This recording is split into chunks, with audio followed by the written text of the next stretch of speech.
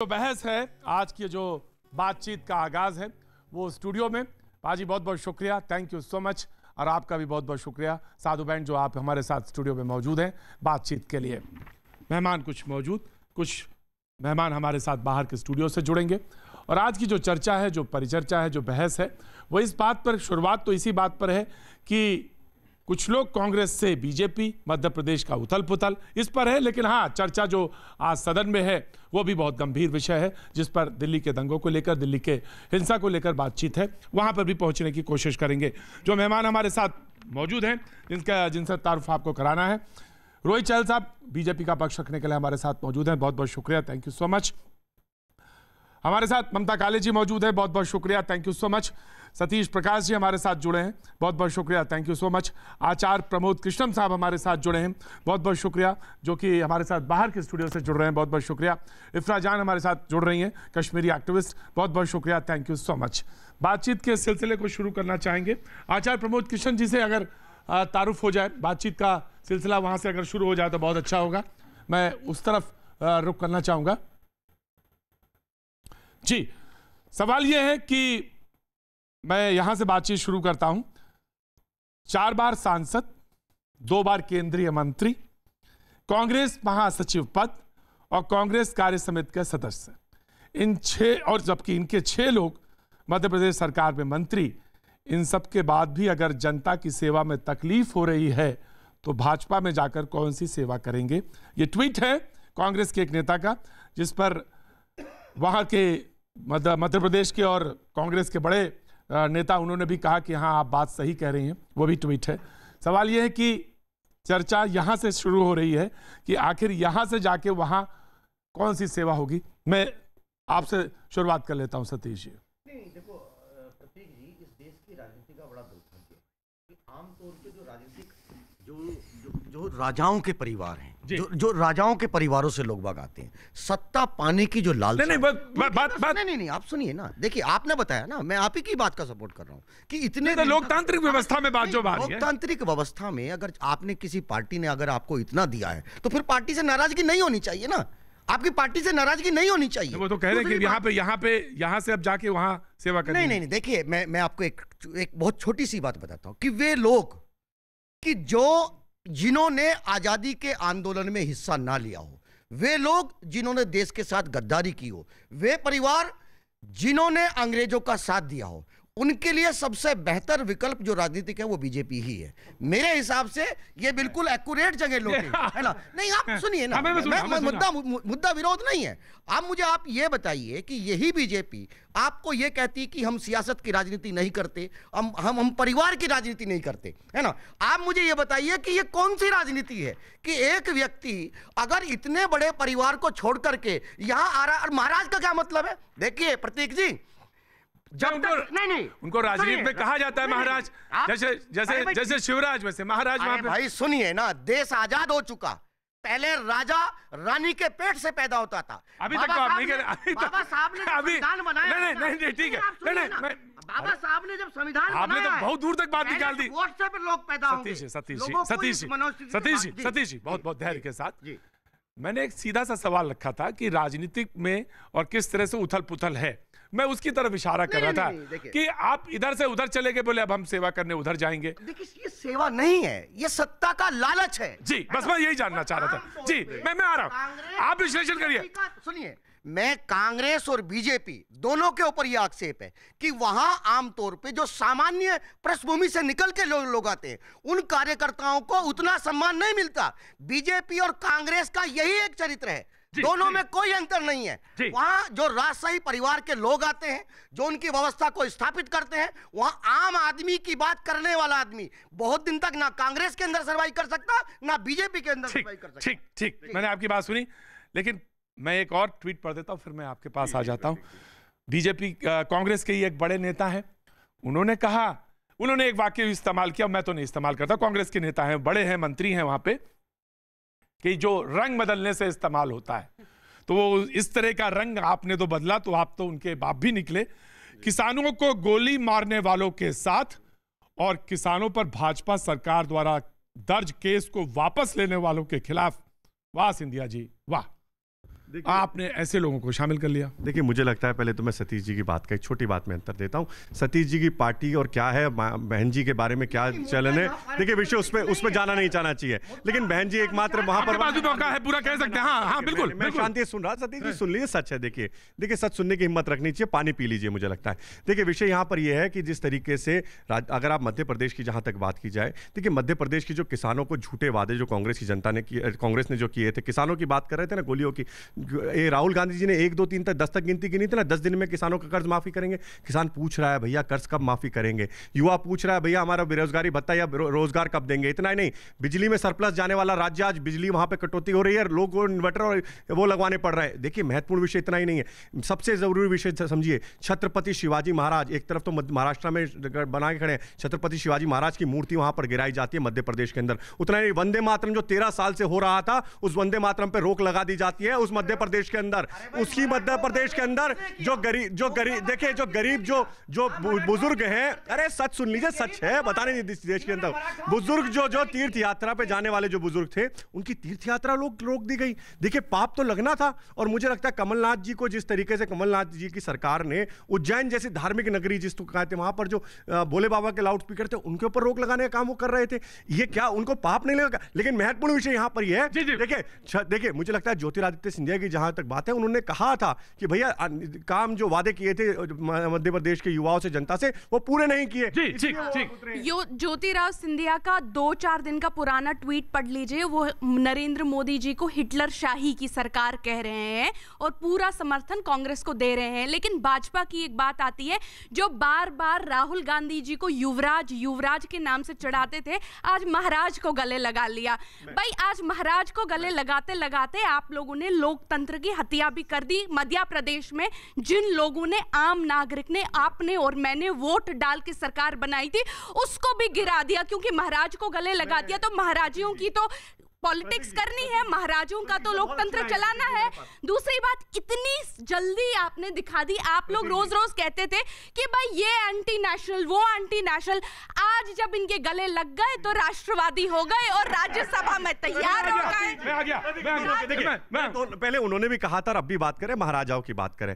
देखिए मुझे लगता है, देखो बहुत स्पष्ट बोलना चाहिए। देखिए इटली से आई एक महिला विदेशी की बात कर रहे थे, 22 साल से एक महिला कांग्रेस की रानी बन के बैठी है, अध्यक्ष बन के बैठी है, उसकी गुलामी कांग्रेस के लोग कर रहे हैं। लेकिन विषय वो नहीं है। देखिए कहीं ना कहीं कांग्रेस पार्टी के अंदर, मैडम के अंदर, सोनिया जी के भय था कि मेरे बेटे को कोई आगे ना निकल जाए। यही एकमात्र कारण था कि उन्होंने किस तरीके से, चाहे ज्योतिरादित्य सिंधिया हो, चाहे सचिन पायलट हो, चाहे जतिन प्रसाद, उनको आगे नहीं बढ़ने दिया। अच्छा, मतलब आप साफ साफ क्लियर कर रहे हैं कि ये राजनीति थी, फार्मर यानी किसान का कोई इसमें प्रॉब्लम नहीं था। बोल रहे हैं ना, बोल रहे हैं कि प्रॉब्लम ये था कि डर था कि सोनिया जी के आगे कोई ना चले जाए। तो आप बोल रहे हैं कि इसमें किसान, जी मैं आ गया। सतीश जी ने एक बात और बोली थी कि देखिए गरीबों के, देखिए प्रधानमंत्री, आराम से नहीं, आज एक बात बताइए, आज देश के जो प्रधानमंत्री जो हैं, चाय वाले के बेटे, आज वो कहां तक पहुंचे? एक भारतीय जनता पार्टी है जो गरीबों की पार्टी है।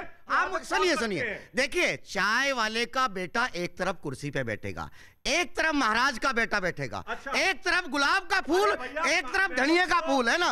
अरे सुनिए, देश को सुनिए, आप एक राजनीतिक दल हैं, आप कोई वॉशिंग मशीन नहीं है कि जो भी व्यक्ति आपके पास आएगा।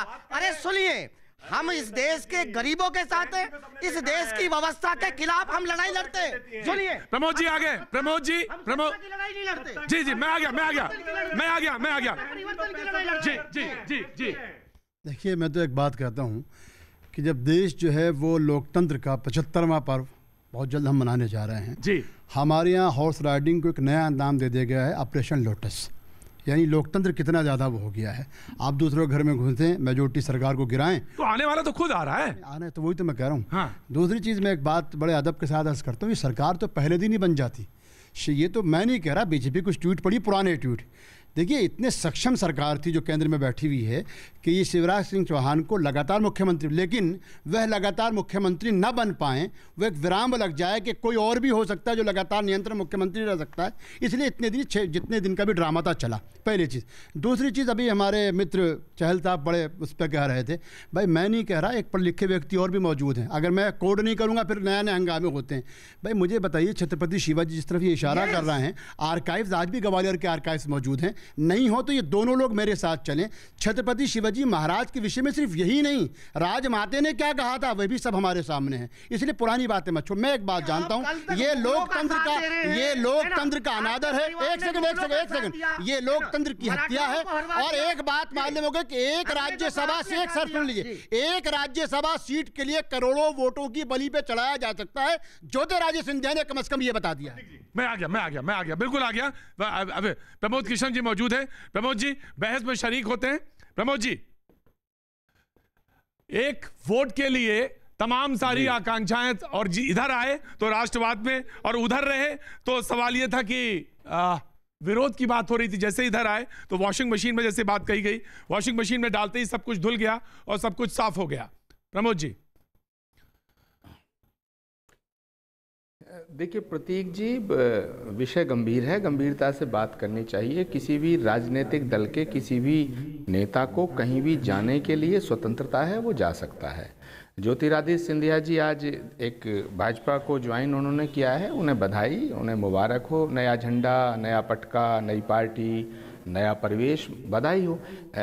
सवाल जवाब जो है ज्योतिरादित्य सिंधिया जी को देना पड़ेगा कि कल तक जिस पार्टी को आप फासिस्टवादी कहते थे, जिस पार्टी को आप हिटलरवादी कहते थे चिल्ला चिल्ला के प्रधानमंत्री जी ने देश बर्बाद कर दिया, आज कहेंगे कि उन प्रधानमंत्री जी हैं। तो ये जवाब सारे जो हैं ज्योतिरादित्य सिंधिया जी को देने पड़ेंगे। पर मैं एक बात आपसे पूछना चाहता हूं, और सारे पैनलिस्ट से, और सारा देश ये सवाल पूछना चाहता है कि क्या ज्योतिरादित्य सिंधिया जी कांग्रेस छोड़ करके बीजेपी इसलिए गए हैं कि किसानों का कर्जा माफ नहीं हुआ था या वादे पूरे नहीं हुए थे? ये बिल्कुल ढकोसला है। ज्योतिरादित्य सिंधिया जी ने पॉलिटिकल गेम खेला है। वो वहाँ पर राज्यसभा में जाकर के कैबिनेट में आएंगे, और ठीक है, उन्हें उसका खेलने का अधिकार है। लेकिन ज्योतिरादित्य सिंधिया जी ने साल भर पहले ही कांग्रेस का अपने ट्विटर हैंडल से उन्होंने जिक्र हटा दिया था। तब तो 1 महीना भी नहीं हुआ था सरकार को बने हुए।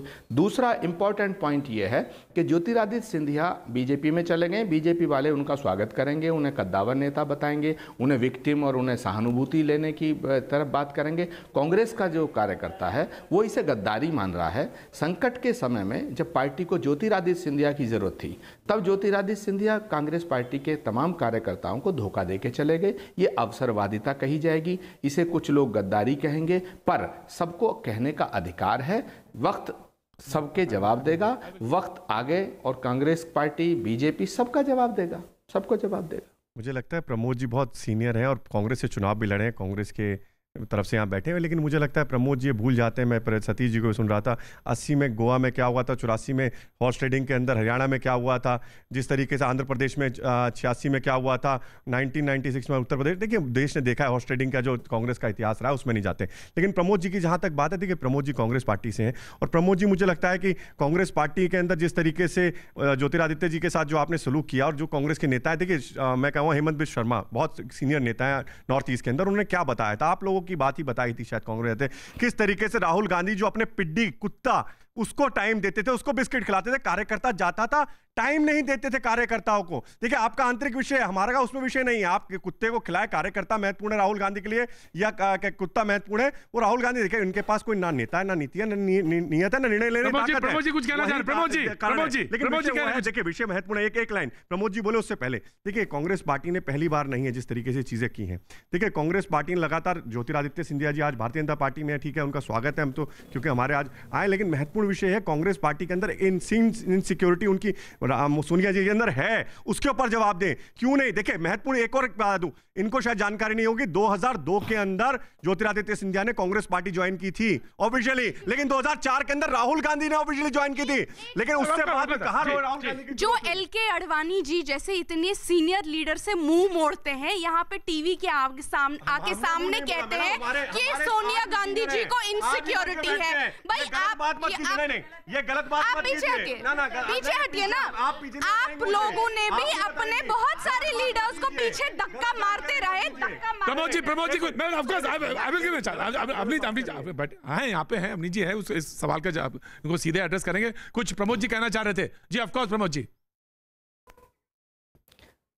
मैं ये कहना चाह रहा हूँ बड़ी जिम्मेदारी के साथ कि ज्योतिरादित्य सिंधिया कांग्रेस पार्टी में बेचारे नहीं थे, ज्योतिरादित्य सिंधिया कांग्रेस की सबसे बड़ी जो निर्णायक बॉडी है, वर्किंग कमेटी, उसके मेंबर थे। ज्योतिरादित्य सिंधिया अखिल भारतीय कांग्रेस कमेटी के राष्ट्रीय महासचिव थे। ज्योतिरादित्य सिंधिया तमाम प्रचार समितियों के चेयरमैन थे। ज्योतिरादित्य सिंधिया राहुल गांधी के दोस्त थे और ज्योतिरादित्य सिंधिया कांग्रेस पार्टी के निर्णायक जो बॉडी थी उसमें अहम सदस्य थे। तो ज्योतिरादित्य सिंधिया जी का ये कहना उनको तवज्जो नहीं दी जा रही थी। जब वो सांसद बने तो उनको मिनिस्ट्री दी गई। जब वो जहां भी जाते थे महाराज करके लोग उनका स्वागत करते थे। ज्योतिरादित्य सिंधिया उत्तर प्रदेश के प्रभारी थे। ज्योतिरादित्य सिंधिया से सवाल पूछने का अधिकार कांग्रेस में किसी को नहीं था। तो लाखों कार्यकर्ताओं के दिल में ये ठेस है कि ज्योतिरादित्य सिंधिया को कांग्रेस पार्टी ने सब कुछ दिया, सम्मान दिया, शक्ति दी, और जब संकट में पार्टी आई तो ज्योतिरादित्य सिंधिया अपने फायदे के लिए, मंत्री बनने के लिए कांग्रेस पार्टी को धोखा देके चले गए। ये एक सवाल है और ये सवाल, इस सवाल का जवाब ज्योतिरादित्य सिंधिया जी को देना पड़ेगा। आज मैं किसी के बीच में नहीं बोलता और मैं चाहूंगा कि कोई बीच में भी ना बोले, ठीक है ना। सतीश जी, एक तो बात की आपका बात जवाब दूं, वो बीएसपी के 6 विधायक जो कांग्रेस में पैसे लेके चले जाते हैं उनके बारे में आप क्या कहेंगे? ये बीएसपी के नहीं, आपने कुछ नहीं कहा सर, आपने कुछ नहीं कहा, आपने कुछ नहीं कहा सर अपनी बात करिए ना, अपनी बात करिए, अपनी बात उस दलित आंदोलन की बात करिए, बहन जी की बात करिए ना। अरे आप औरों की बात मत करिए, अपनी बात की करिए। एक बात मैंने कहा था बीच में आप बोल लिया, आपने कहा था बीच में मत। दूसरी बहुत अच्छी बात आपने कही, आज मुगलों के बारे में आपने जो कहा, वो एक नैरेटिव जो बदल रहा था कि मुगलों के खिलाफ देखो जी मराठा ने, आप मान गए ना कि मुगल कौन थे? ये तो मान गए ना आप, ये तो मान गए, आक्रामक थे, आक्रांता थे, बाहर से आए थे, ये तो मान गए। तीसरी बात अब सुनिए, फिर बीच में बोले आप, आपकी बारी आएगी, आप जरूर बोलना। तीसरी बात सबसे महत्वपूर्ण बात, आज ज्योतिरादित्य सतीश मैं आऊंगा आज। सतीश मुद्दा को, सतीश बातचीत आज राजनीतिक परिदृश्य पर है। जिस पार्टी में जो व्यक्ति होता है वो उसकी भाषा बोलता है। ज्योतिरादित्य सिंधिया ने निश्चित रूप से सरकार की, प्रधानमंत्री की, नरेंद्र मोदी की बहुत आलोचना की होगी, लेकिन मैं आपको याद दिलाऊं, सिद्धू साहब ने जिन शब्दों का इस्तेमाल किया था ना राहुल गांधी के बारे में, शायद मैं यहाँ बोल नहीं सकता हूँ, ठीक है ना। शत्रुघ्न सिन्हा ने जो किया था ना, एक सेकंड मैडम भाई, मैं तो बोलता ही नहीं ना, मैं तो आपके बीच में बोला नहीं था ना। आपका मौका आएगा तो आप बोलना, अरे आप बोलना, आपके सामने माइक आएगा, आप जरूर बोलना उस समय, ठीक है ना। इसलिए किसी के बारे में, मैं आज किसी के बारे में ये नहीं कह रहा हूँ, जिसने भी इस लोकतंत्र में, प्रमोद कृष्ण जी ने कहा कि उन्होंने देखा कि मैं यहाँ पर रहकर के जो मेरे एस्पिरेशंस हैं उनको पूरा नहीं कर पा रहा हूँ, उस पार्टी में जाकर के कर सकता हूँ। ऐसा एक नहीं है, यहाँ तो पूरा का पूरा भजनलाल एक मुहावरा बन गया था राजनीति में। वो राजनीति के वहाँ के भजनलाल हैं, ये हुआ था। एक ने, आप जितने कहें एनटी रामा राव, एक सेकंड, अच्छा आप उनको पहले बोलने दीजिए, अगर आप बीच में बोलेंगे तो मैं बोलूंगा नहीं। अब आप बोल चुके ना। नहीं, मैं एक उदाहरण देता हूं। इस देश में लोकतंत्र का सबसे बड़ा मजाक तब बना था जब एनटी रामा राव अपने विधायकों की संख्या को लेकर के 3 बसों में, लग्जरी बसों में पूरे देश में घूमे थे, और वहां के जो राज्यपाल थे रामलाल, वो गिनती नहीं कर पा रहे थे, कहते नहीं कम है, सरकार बनाने लायक नहीं है। ये है लोग, इनका यहाँ पे जो भी मैं बीजेपी वालों की बात सुन रही हूँ, उनका एक ही विषय है, वो कहते हैं भाई कांग्रेस ने पिछली बार ऐसा किया है, 1970 में किया है, तो अगर हमने भी एक लोकतांत्रिक सरकार गिरा दी तो क्या गलत है? तो बोल दीजिए ना कि आप में कोई फर्क ही नहीं है, आपको पार्टी, एक तो लोकतंत्र भी गया, रोजगार भी गया, आपको लाके फायदा।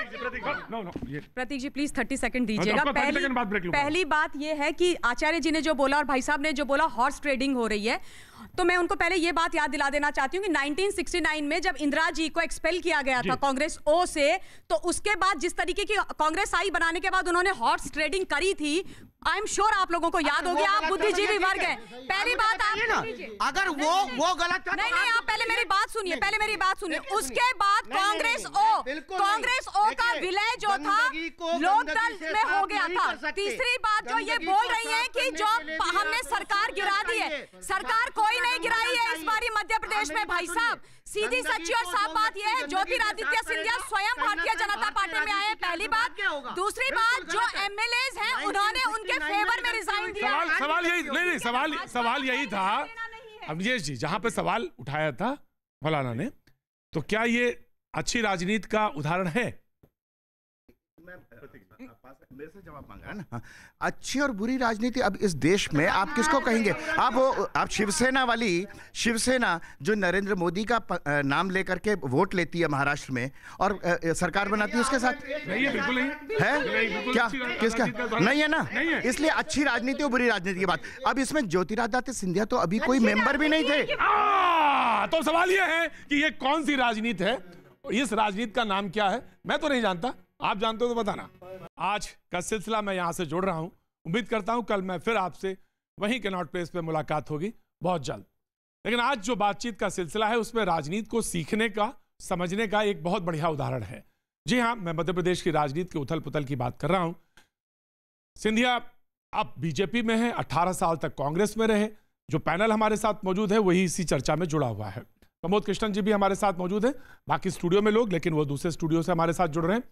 मैं 2-3 बात कह देता हूं। जो कारण की बात हो रही थी, चर्चा हो रही थी कि आखिर क्यों किया। सिंधिया साहब बोले कि मैंने इसलिए ज्वाइन किया कि किसानों का कर्ज माफ नहीं हुआ, ओलावृष्टि का मुआवजा नहीं मिला, किसान त्रस्त है, रोजगार के अवसर नहीं है, हर महीने भत्ता देने की बात थी वो भी नहीं हुआ।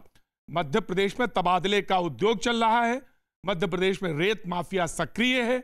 मैंने फैसला लिया है कि भारत माता को प्रगति के रास्ते पर ले जाना है, लिहाजा of course I will give you a chance, इसलिए मैंने बीजेपी का रास्ता चुना। आप उसके बाद प्रमोद कृष्ण जी। ये जो आपने वक्तव्य पढ़ा ज्योतिरादित्य सिंधिया का, ये आज का देव बीजेपी ज्वाइन करने के बाद का नहीं है। ये जी कांग्रेस पार्टी में रहते हुए लगातार उन्होंने कहा कि अगर ऐसा नहीं हुआ तो मैं सड़कों पे आऊंगा। उनको चैलेंज कर दिया गया, आ जाओ सड़क पर, जिसकी मर्जी सड़क पे आना, सड़क पे आ जाओ। यही कहा था ना, यही जवाब मिला था ना उन्होंने। उन्होंने लगातार कहा कि किसानों का कर्ज माफ नहीं हुआ, भत्ता नहीं मिल रहा। ये लगातार पिछले 6 महीने से लगातार अपनी पार्टी में रहते हुए अपनी सरकार के बारे में, तब ये कहा जाता था ज्योतिरादित्य सिंधिया अपनी सरकार के बारे में बोल रहे थे ना। और तब कहा था, उन्होंने कहा था कि अगर ऐसा नहीं हुआ तो मैं सड़कों पर आऊंगा। और उन्होंने कहा कि जिसने सड़क पे आना वो सड़क पे आ जाए। इसलिए आज ज्योतिरादित्य सिंधिया जब ये वक्तव्य देते हैं तो उनके इस वक्तव्य में इसलिए सच्चाई नजर आती है क्योंकि ये उन्होंने पार्टी बदलने के बाद सुर नहीं बदले, ये पार्टी बदलने से पहले। प्रमोद कृष्ण जी सिंधिया जो बोले उसका जी ऑफ कोर्स ये एक ट्वीट है फरवरी 26 का, यानी 1 महीना पूरा नहीं हुआ है। ज्योतिराव जी कहते हैं बीजेपी के जो जी अभी आई नहीं है, फरवरी 26 2020 पर ये कहते हैं कि बीजेपी के जो लीडर हैं इनको आप पीछे हटिए, आप ये बोलने नहीं दे रहे हैं। ये कहते हैं कि बीजेपी के लीडर जो हैं इनको नफरत की राजनीति अब रोकनी होगी। भाई क्या आप, मुझे लगता है शायद ये बीजेपी इसलिए गए, खुद रोकने गए नफरत की राजनीति। ट्वीट से तो काम बना नहीं, अब शायद मोदी जी को खुद बोलने चले जाएंगे। जहां तक बात आती है रोजगार, एक सेकंड प्रतीक जी, वन लास्ट पॉइंट, जहां तक बात आती है कि मध्य प्रदेश सरकार में रोजगार अच्छा नहीं है, भाई आज तो बीजेपी में 45 साल में सबसे ज्यादा बेरोजगारी है, वहां कौन सी रोजगार है? जी मुझे लगता है, देखिए महत्वपूर्ण विषय यहाँ पर यह है कि जिस तरीके से सिद्धू जी को जहाँ इन्होंने गले लगा लिया, सिद्धू जी ने सोनिया जी के बारे में क्या क्या शब्दों का प्रयोग किया, देखिए उस बारे में जाना नहीं चाहिए। सिद्धू जी को लेते इनको मिर्चे लग गई क्योंकि भाजपा के बगल में जाके पाकिस्तान में खड़ा कर दिया था ना भारत को, तो सिद्धू जी इनके हो सकते हैं क्योंकि ये कश्मीर से शब्द हो सकता है, इनको सिद्धू जी को पाकिस्तान से प्रेम है तो हो सकता है सिद्धू जी को इनको दर्द हो रहा हो। लेकिन विषय यहाँ पर यह है, आज आपसे बड़ा सवाल है क्योंकि सिद्धांत आपको मैं बताना है राजनीति का, मैं आपसे पूछूंगा। देखिए मुझे लगता है लगातार प्रश्न उठाए जा रहे हैं कि भैया अंतर क्या है। देखिए अंतर क्या है, अंतर में एक छोटी सी फोटो दिखा रही थी, मैं भी दिखाता हूं, जूम करके दिखाएंगे, आप देखेंगे 78 से लेके 84 तक प्रेसिडेंट कौन रहा, कांग्रेस पार्टी का इंदिरा जी रही, फिर राजीव जी रहे, उसके बाद सोनिया जी,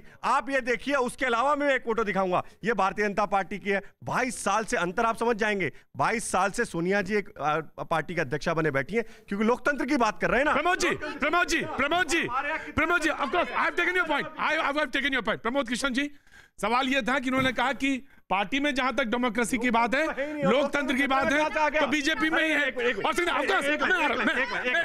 सर प्रमोद जी मुझे इतना बता दीजिए, आप कहते हैं लोकतंत्र खतरे में है, सर आपकी पार्टी के अंदर लोकतंत्र है? ठीक है, लेट हिम रिप्लाई।